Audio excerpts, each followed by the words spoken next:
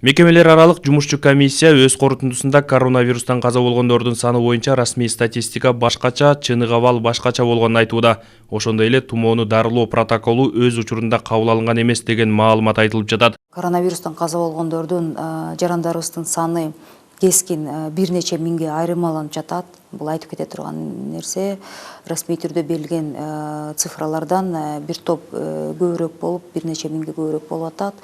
Экинчиден дагы айтып кете турган нерсе бул 3-чү протокол боюнча билесиздер, ошол жазында антикоагулянттар кирген 3-чү протокол түзүлгөн. Ошол 3-чү протокол 15 майда чыкса, негедир 15 майдан 18 июнга чейин ошол 3-чү протокол докторлорго берилбей, саламаттык сактоо министрликтин ошол кызматкерлеринин кабинетинен чыкпай, бир айдан ашык ошол жерде мындай бюрократиябы же башка бир себептер мененби жарыяланбай турганда ошол кармалып туруптур да. Аны менен бирге оору күчөгөн маалда келип түшкөн медициналык гуманитардык көмөктү кабыл алуу жана аны эсепке алуунун так жана ачык айкын тутумунун жоктугу тууралуу жыйынтык чыгарылган.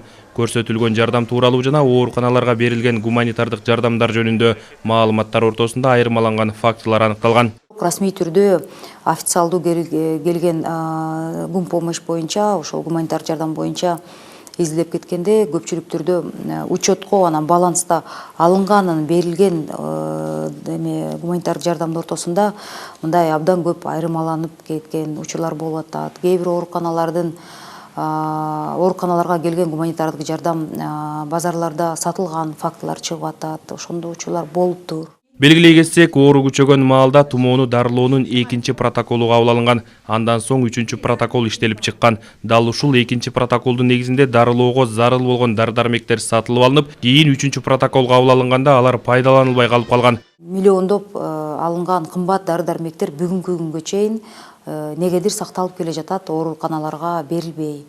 Анткени деген эртеси күнү ошол тизмелерди карап кетсек, алардын мындай сактоо мөөнөтү жарым жылдан кийин бүтөт экен. Арасында кымбат дары-дармектер бар экен, керектүү дармектер бар экен. Ошондо ошол ведомстволор аралык комиссия иликтеп чыкты. Жумушчу комиссия топтогон маалыматтар пандемия маалындагы мамлекеттик органдардын шалакы мамилеси тууралуу корутунду документти Коопсуздук кеңешинин кароосуна киргизүү сунушталууда.